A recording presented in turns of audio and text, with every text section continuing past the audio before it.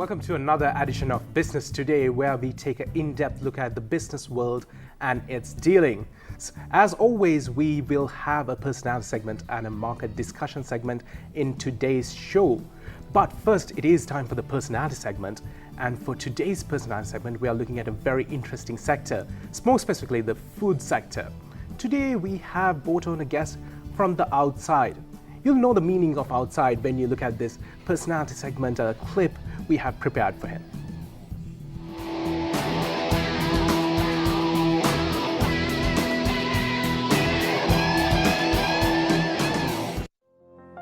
Mr. Lim Tai Toon has been a financial consultant of Renewable Energy Asia Group Limited since 1st of March 2010. Mr. Lim served as the Chief Operating Officer of Eastgate Technology Limited, Managing Director of Vaishon Group Limited, Executive Vice President and Country Chief Executive Officer of the Beverage Company of Asia Private Limited, China. Mr. Lim holds a Master of Business Information Technology from Curtin University of Technology, Australia, Master of Business Administration from Henley Management College, United Kingdom, and Bachelor of Accountancy from National University of Singapore. He founded and served as Chief Executive Officer of Watermark Technologies Private Limited, and he is also a co-founder of Vela Solutions Private Limited. Mr. Lim Tai Toon, the chairman of Food Studios, is here with us on the studio. Good evening. Good evening. Thank you for coming. Of course. So, Food Republic is the parent company of Food Studios for some extent, right? Well, it's not a parent. Yeah. It's part of our legacy. It's part of our history. Yeah. So can you tell us a little bit about the story behind Food Republic? Okay. Food Republic was founded by George Quek and a few other individuals, CPO and Song Yi. I was one of the early co-investors, co-founder of Food Republic. But at that time, I was not in the driving seats, nor I was the dominant figure there. I was there more to learn and to observe. The brainchild and the person that really drives Food Republic to what it is today, which is part of Black Talk today, is George Quek. Mm. Yeah, so how does a Food Studio relate to Food Republic? Okay. Well, Food Studio was founded by CPO, which is the co-founder of Food Republic, and myself. Yeah. So in other words, we were one of the very early early people that started the Food Republic movement, the food court movement, way back in 1995, 96. And so we came to Sri Lanka, and on invitations of some of the local directors here, and we like what we are seeing. We see the potential of the food and beverage industry here in Colombo, in Sri Lanka. And both of us, CPO myself, decided that we should put our knowledge and our network and what we have learned since 1995 in developing food court into this country. And we, together with a few local partners, started Food Studio. Food Studio. Now, what exactly does Food Studio do? I think viewers are very interested to find out. Okay. Well, Food Studio essentially, it's a food and beverage company. The core vision is it's food and beverage. But our core values, it's handled by this statement called connect and collaborate. So we aim to connect and collaborate among players and stakeholders in the F&B sector to grow the F&B sector, the F&B industries within Sri Lanka. So I believe you are right now involved in the Colombo City Centre Food Mall as well? That's right. Yeah. Our first project is in Colombo City Centre, the Food Studio, the atrium in Colombo City Centre, which was opened about 2 weeks ago on the 18th of September. And how has the reception been? I think it's better than I expected. Yeah. So we are quite stressed out by all the crowds and trying to keep everybody happy. But we are very thankful that the crowd liked what we are serving. We are very thankful that people like the food that we are serving. There's a lot of effort that go into the food that is being prepared as well. Yes. I heard some interesting stories about how sometimes food might be brought in from abroad as well. Well, we imported, depending on the kind of food that we are serving, if we cannot get the ingredients locally, we will have to import them. Yeah. Some of the things that we imported can be raw materials, but some are finished products. Say, for example, we have a store there called House on the Moon, which is the first dessert bar actually in this part of the world, even in South Asia. And because the desserts that was been served on House on the Moon are Michelin level desserts, so we have to hold on to the quality, and we have to hold on to the consistency of the food that was being prepared. We have to import them in from Germany. Yes. Yeah. So it's very interesting. So looking at the business in Sri Lanka, what attracted you initially, apart from the invitations? What made you seriously consider coming into Sri Lanka? I first got involved in Sri Lanka way back in 2003. So I came in and then had some collaborations and some cooperations with Silinko Group. A family friend of ours, Mr. Sankar Vijayasinghe. So we were working on some projects then, but I was not really full-time or fully involved in the investment.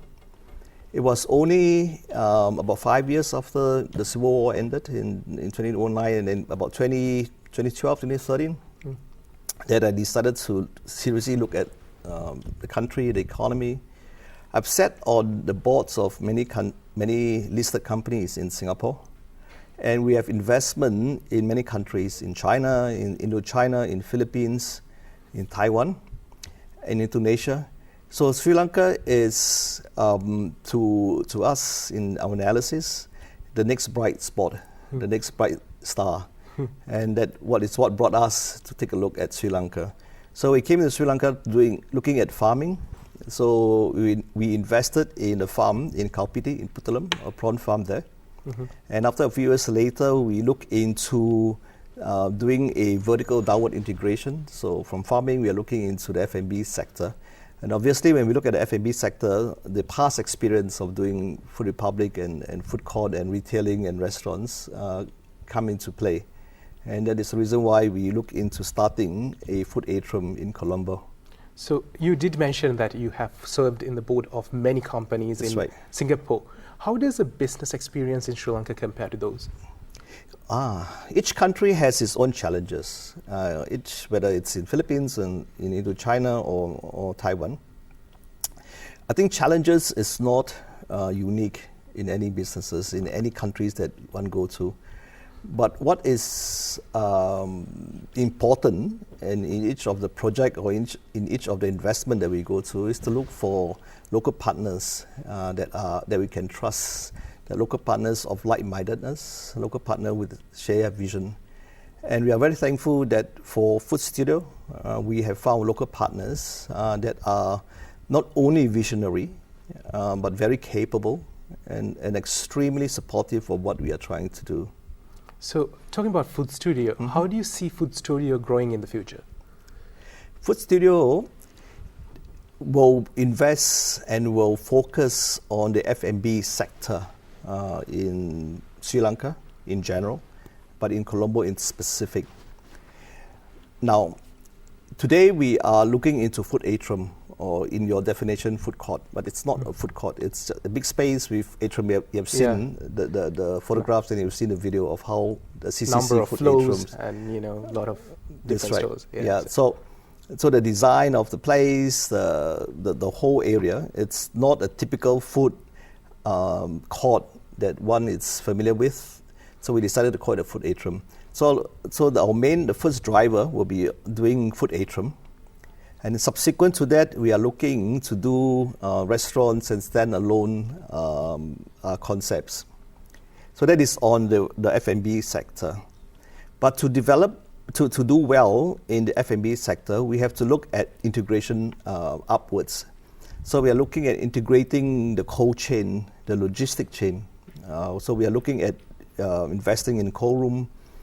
We are looking at investing in the logistic part of the business.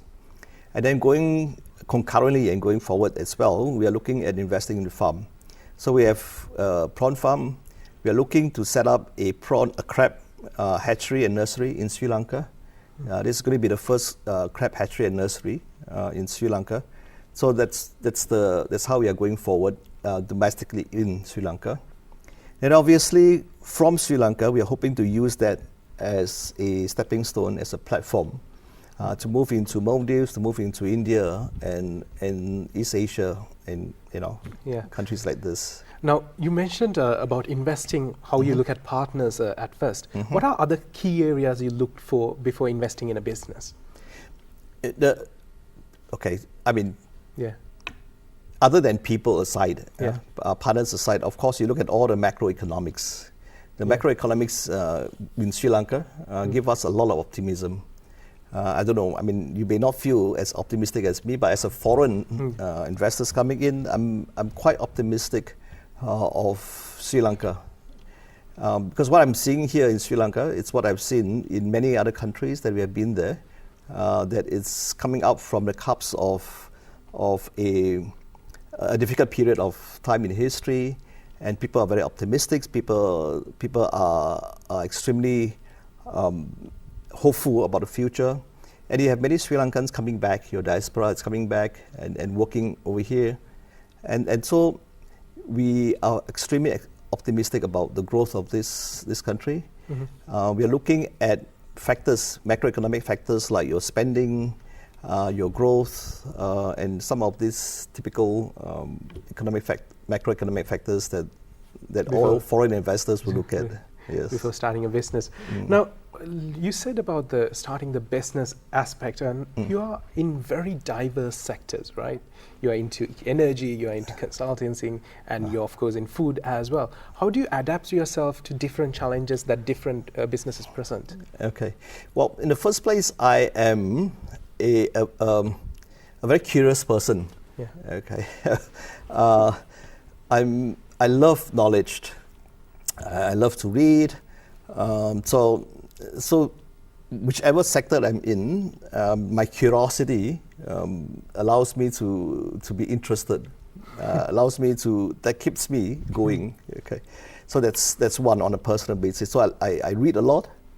I'm very curious about new things, new knowledge. I'm very curious about technology in various sectors. The next thing is about people. I think people is universal. Finding the right people, finding the correct people, finding people that you can trust to work as a team is quite universal. And what is universal also is management skill, management style. Whether you're in the energy sector, whether you are in manufacturing, whether we are in medical supplies, the management skill, the management style in managing people, it's quite universal. So you talked about management style. My next question is, what is your managing style? Okay, what is my management style? Yeah. Well, at this age, okay, management style changes. Yeah. In my earlier days, I'm a very impatient person. I am a person that is very driven by results. But as one mellow, one tends to understand and try to see views from other side and other parties. So today, my management style, it's one of nurturing, one of mentoring, one of cultivating, trying to build a team, trying to put people in the place that they are most gifted in, where their strength can be best utilized.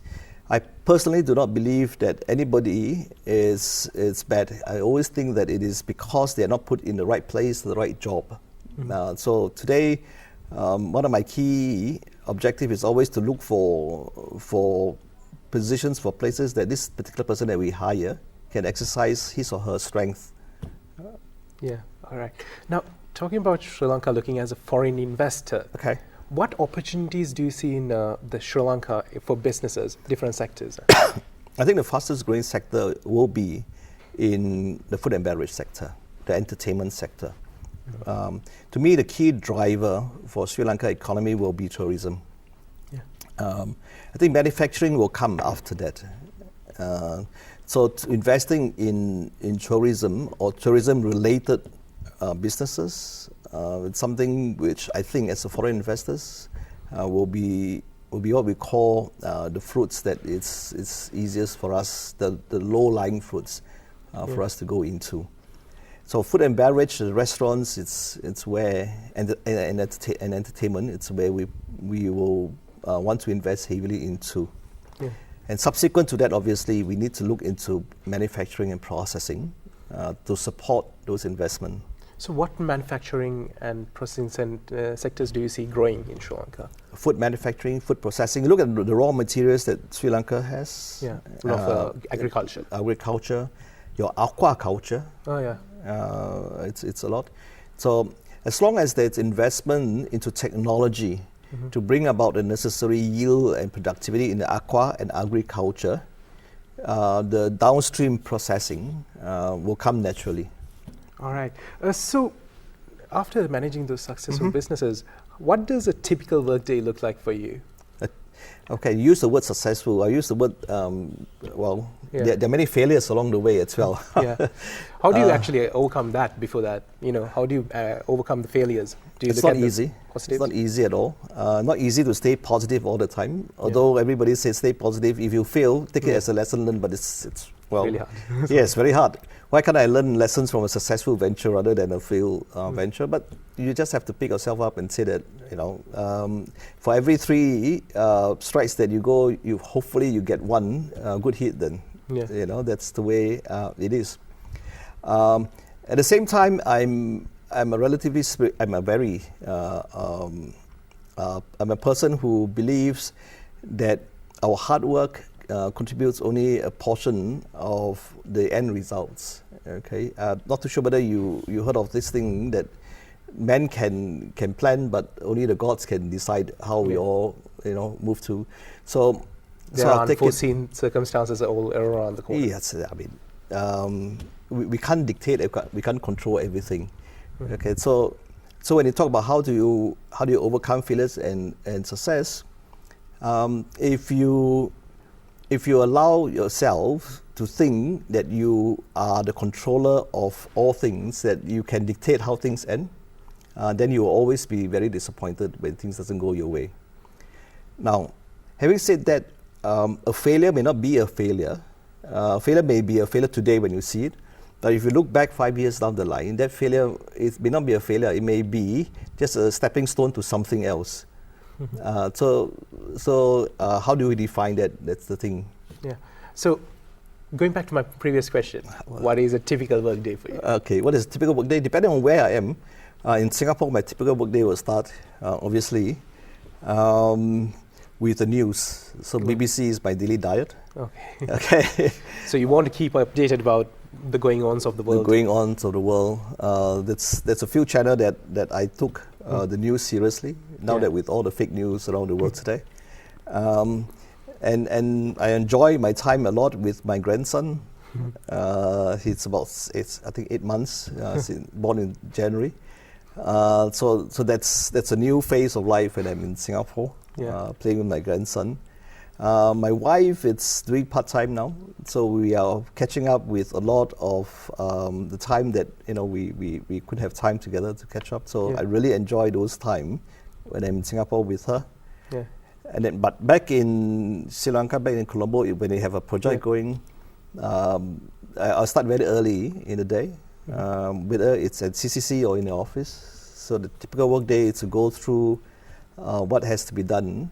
And all through the years, as a Singaporean, we are crazily and madly disciplined in terms of our schedule, in terms of our tasks and the list to do. So every morning we will go through the outstanding list for the day. In the evening you look at what haven't you done, and then tomorrow morning you just go through the list again. So the typical day differs on what needs to be done between the urgent and the important. Now talking about your schedule, how has it changed over the years? Now is it not as intense as it used to be, or is it still as intense sometimes? Okay, it is still as intense.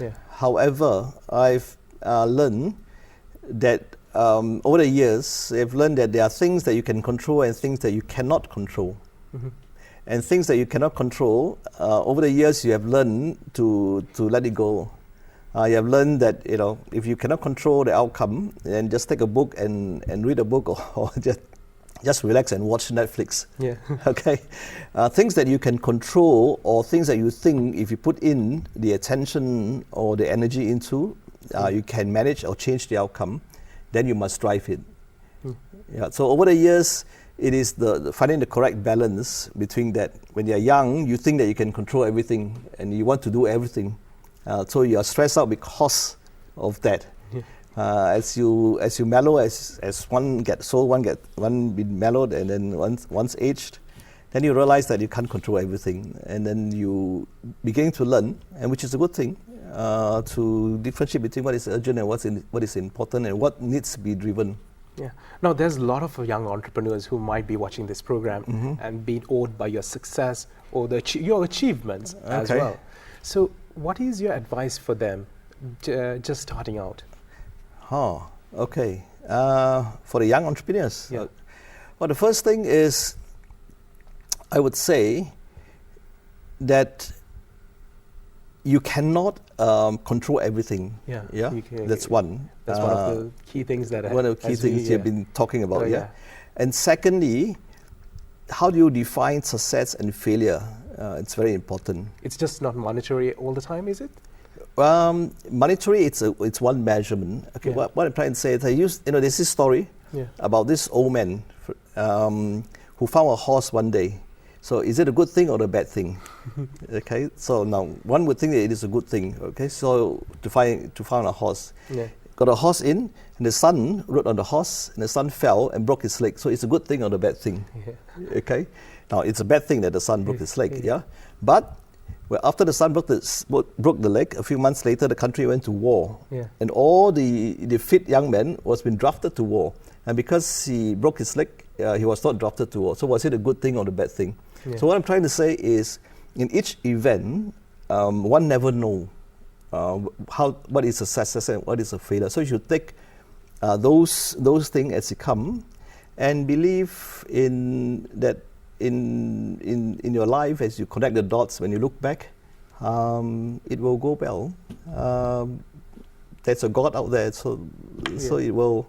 It will take end life well. as it comes. Wow. So that's a really important message. Thank you for joining us. Thank you Mr. very Lim. much for. It was a pleasure to have you in the show. Thank you very much, then.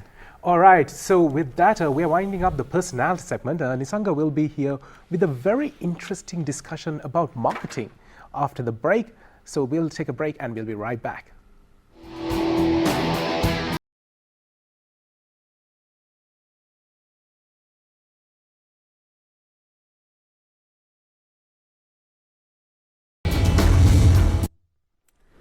Welcome back to Business Today, and we are about to start our next discussion for today. So we are ready to talk about a very important topic today. No matter how good your products are, no matter how unique your offerings are, you cannot be successful unless you got a proper marketing strategy. And today we are going to talk about the importance of a marketing strategy, a proper marketing strategy for a developing nation like ours. And for that we got Mr. Rohan Somavansha. He is the president of Asia Marketing Federation. A very good evening to you. Very good evening. Right. To start things off, there are various textbook definitions for marketing. In your view, how do you define marketing? Yeah, because it is very broad based. It is in advance. Identify the customer needs. That is basically all textbooks talk about the marketing definition as that. Identifying customer needs. Identify customer needs, but there are many additions now practicing by the many marketers and many associations. But the real definition, very simple definition, is identify the customer needs and wants in advance. In at advance. a profit, yes. Right. So marketing is a very, very important element of any business organization. But as far as a country is concerned, how important is it to have a proper marketing strategy? Because new concept called country branding. Right. This country branding is very much practicing by the developed nations. Okay. As you know, there are some countries, if you take Japan, it is very much famous for motor vehicles. It is world largest economical vehicle manufacturer in the world. Right. So likewise, there are many countries very much famous. They perceive as the different ways. Sri Lanka perceive as tea country, because when you meet anyone in abroad, the first question is, I love Sri Lanka tea. Right. That's the first comment about country. Right. But I must add that Sri Lankan values. If we add Sri Lankan values also to that, and various properties we have, unique properties, I think Sri Lanka is wonder in nature, that is very much common in practicing for the promoting Sri Lanka as a tourist destination. But I must say, wonder is, we are talking about wonder about the properties, but Sri Lankan values, Sri Lankan values, like Sri Lankan are very famous for yes, hospitable, and they are very always with a smile, and those things also, because wonder is very much, I think, warm, and it should be, I think, more weighted than the wonder. That is my comment. Right. So, could you also talk about the economic impact here? Yeah, because why USA considered as number one economy in the world, because they owning large number of brands.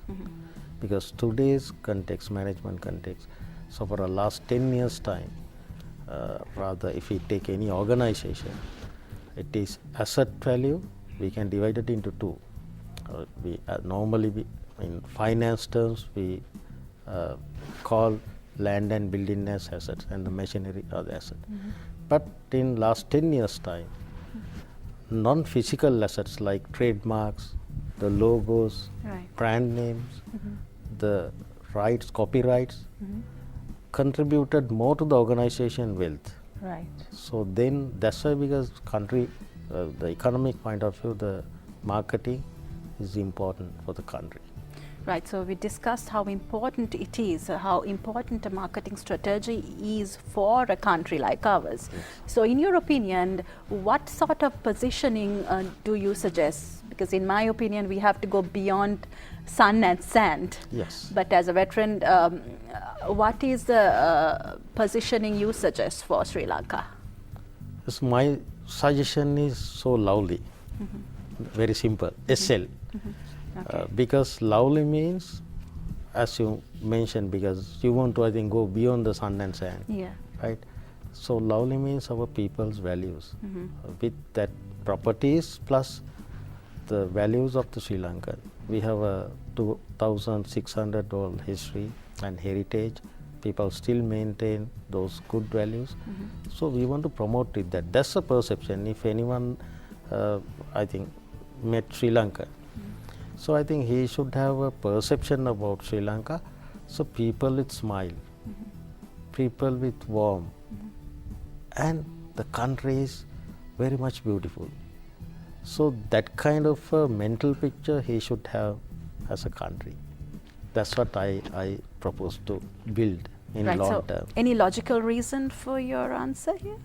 Yeah, because when you compare with when you mapping all the values and the properties and all, because we have a unique way to position our country. There are, as you know, because there are many countries having properties, like very beautiful properties.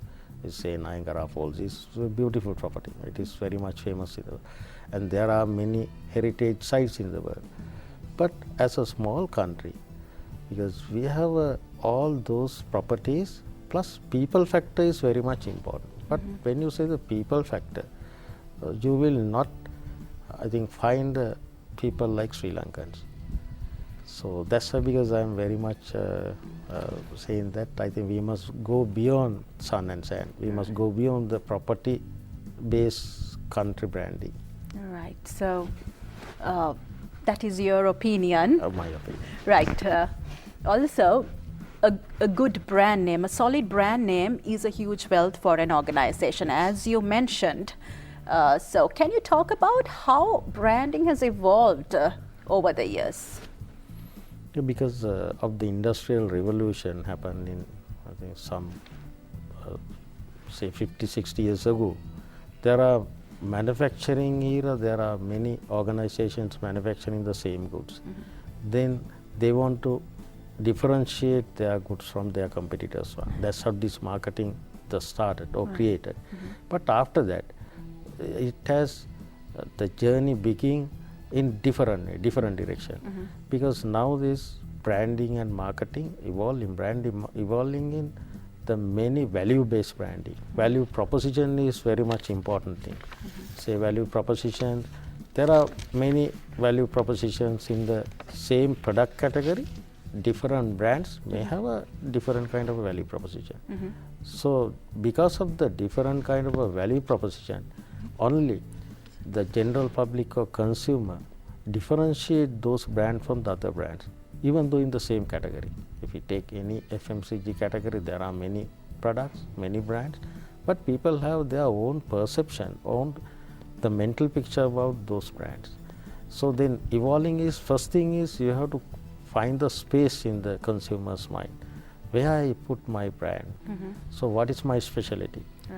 You have to find that space. And as we know, because it should not be the common one. There are the price qualities now, that era has gone. Now the marketers and the brand strategies, they want to find more and more emotional platform to develop their market.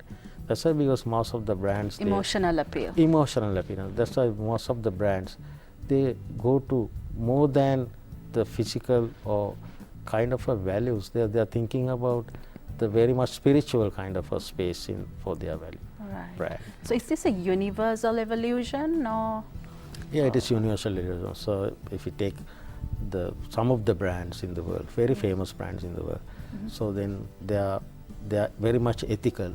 So ethical platform. Going with ethics. Going with ethics. So then they are not using any animal parts or oil for their products. Like it is very much important for you to, I think, going on that base rather than just market your brand with different values.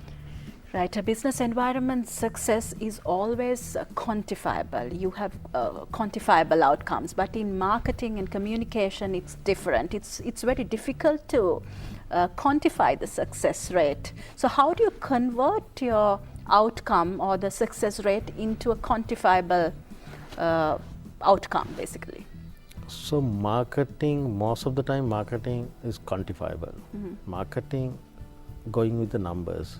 So if you say example, if you take market share, you can talk about numbers, you can talk about percentage, or you can talk about the category market share. Likewise, your brand equity, you can find the numbers, but always communication is an issue. So your second part, the marketing communication is an issue. There's no direct way to measure the effectiveness of the communication. But nowadays, after the recession, organizations are very much focused on ROI based communication. So they are always looking. Can you elaborate on the ROI? Yes, return on investment. Yes, return on investments. Because they calculate it, say if they invest for the certain campaign or certain series of campaign, they evaluate the results. They always calculate the normal communication calculation is reach, and there are different technical way to evaluate the effectiveness of the communication by creativity. It's a very much creative, because people always talk about creativity, but effectiveness you can correlate with the market share, you can correlate with the sales volume, you can correlate with the brand equity. Nowadays we can measure the effectiveness of communication by associate with many other factors. Right, so some professionals argue that it's a waste to concentrate on marketing and communication. Is always the finance experts always saying that, because communication is a waste of money. Yes, it is. Some extent it is true, because if you don't have a proper objective to communicate, yes, it is waste of money. But you should have objective, It should be measurable. Right. Then you will get the results. Right, and also as you are the president of Asia Marketing Federation, can you talk about Asia Marketing Federation and its motive?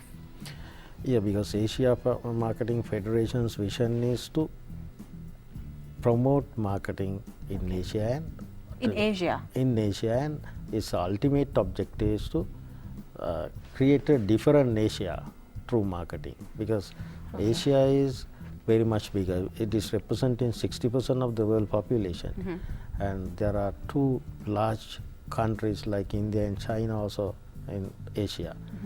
So when we take Asia, our duty is to promote Asia in the world through marketing. So Asia is still lacking the developing the brands. If we compare with the countries like US and EU, we are lacking. Asia World-class brands. Yes, world-class brand, global brands. But luckily, Japan, they created certain brands. Korea, they created certain brands. China is vigorously now developing their brand, brands like Huawei. So then, but the most importantly, Asia is now become a manufacturing plant for the world. But in time to come, they also have to find, they have to create their own brands to the world. Right. Thank you so much. It's a very interesting topic to talk about, a very interesting topic to have a conversation. So thank you so much for being with us today, and we wish you all the very best. Thank you very much for inviting me to come. Right, with that, we got to wind up for today. Thank you for being with us. Take care and good night.